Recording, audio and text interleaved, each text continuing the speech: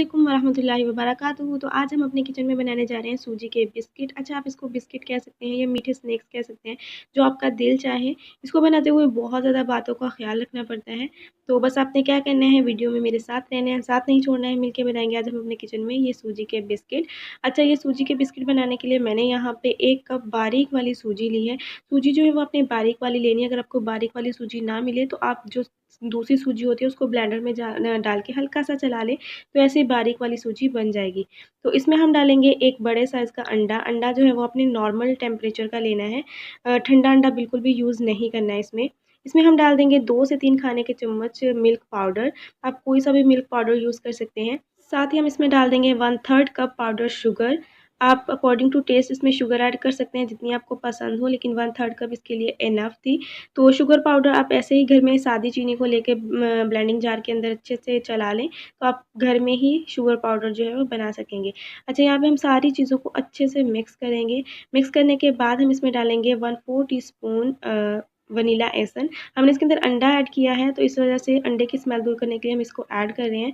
अगर आपके पास नहीं है तो आप इसके अंदर 1/4 टीस्पून के करीब इलायची पाउडर भी ऐड कर सकते हैं, अगर आपको इलायची का फ्लेवर पसंद है तो। यहाँ पे हमने वनीला एसन ऐड कर दिया। अब हम सारी चीज़ों को हाथों की मदद से पहले अच्छे से मिक्स करेंगे। अच्छा, इसको दबा-दबा के रब करते हुए आपने मिक्स करना है ताकि सारी चीज़ें अच्छे से मिक्स हो जाएँ। तो जब सारी चीज़ें मिक्स हो जाएगी उसके बाद ही आपने इसके अंदर पानी ऐड करना है। पानी इसके अंदर बहुत ज़्यादा नहीं जाएगा, सिर्फ़ चंद ड्रॉप या ये कह लें कि 1 खाने के चम्मच के करीब इसके अंदर पानी गया है। ज़्यादा पानी जो है वो इसके अंदर नहीं गया है।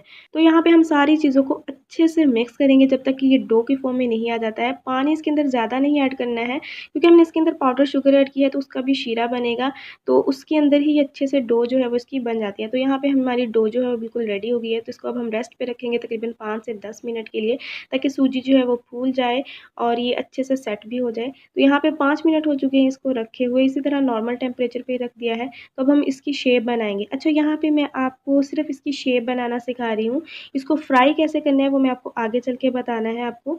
और आपने इसको इकट्ठे बना के भी नहीं रख लेना है, सिर्फ यहाँ पे आप इतना देख लें कि इसकी शेप कैसे बनानी है। तो यहाँ पे मैंने एक छोटा-सा बाउल बनाया इसका, और इतनी मोटाई पे हम इसको बनाएँगे और इसके ऊपर हम डिज़ाइनिंग देंगे। छुरी की मदद से आप जो है वो इसके ऊपर हल्के से कट लगा लें तो ये डिज़ाइनिंग बन जाती है। अच्छा, आप अगर नहीं बनाना चाहते डिज़ाइनिंग तो मत बनाइए, ये कोई बड़ा मसला नहीं है। आप इसको ऐसे भी बना सकते हैं। तो यहाँ पे मैंने आपको सिर्फ़ इसको बनाना सिखाया है। फ्राई कैसे करना है? फ्राई आपने ऐसे करना है कि एक साइड पे आपने डो को रख लेना है, दूसरी साइड पे आपने चूल्हे पे ऑयल चढ़ा देना है। ऑयल को गुनगुना गरम कर लेना है और फ्लेम को आपने बिल्कुल लो कर देना है, जो दम वाली फ्लेम होती है ना, उतनी फ्लेम पे। तो आपने क्या करना है कि साथ के साथ आपने वो स्नैक्स या बिस्किट जो है सूजी के, वो आपने बनाने हैं और साथ के साथ अंदर डालने हैं। इनको बना के प्लेट में अलग से नहीं रख लेना है कि इकट्ठे बना के फिर इकट्ठे फ्राई कर लेंगे। ऐसे आप फ्राई नहीं कर सकेंगे, ये ख़राब हो जाएँगे।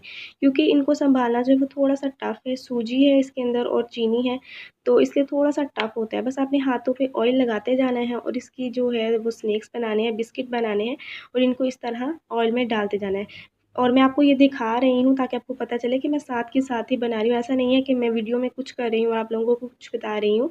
तो जो मैं वीडियो में करती हूँ वही आप लोगों को बताती हूँ, ताकि जब आप अगर पहली बार में ही ये बना रहे हैं तो आपके सही बने, कोई मिस्टेक आपसे ना हो।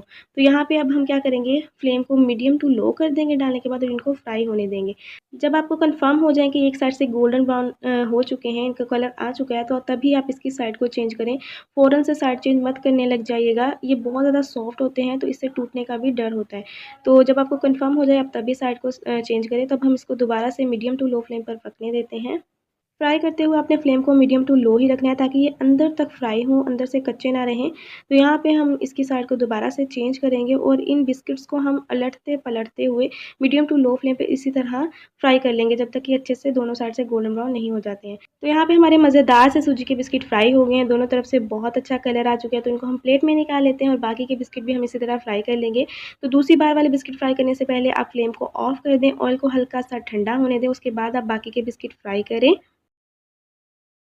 तो तैयार है मज़ेदार से सूजी के बिस्किट। ये बहुत टेस्टी बने हैं, बाहर से हल्के से क्रिस्पी हैं, अंदर से एकदम सॉफ्ट है क्योंकि हमने इसके अंदर अंडा ऐड किया है। तो ये पहली बाइट आप लोगों के लिए। टेस्ट करके बताएं मुझे कि आपको आज की बिस्किट की रेसिपी कैसी लगी है। आप भी इस रेसिपी को अपने घर में ज़रूर ट्राई कीजिएगा और जो टिप्स एंड ट्रिक्स मैंने आपको वीडियो में बताई हैं जिनका ख्याल रखना है उनका ख्याल रख के बनाइएगा तो आपको ये बिल्कुल परफेक्ट बनेंगे। तो आई होप आप लोगों ने आज की रेसिपी को एंजॉय किया होगा। थोड़ा सा भी एंजॉय किया तो फटाफट से लाइक करें, ज़्यादा से ज़्यादा शेयर करें, चैनल को सब्सक्राइब करें। मिलते हैं नेक्स्ट ऐसी ही रेसिपी के साथ। अल्लाह हाफिज़।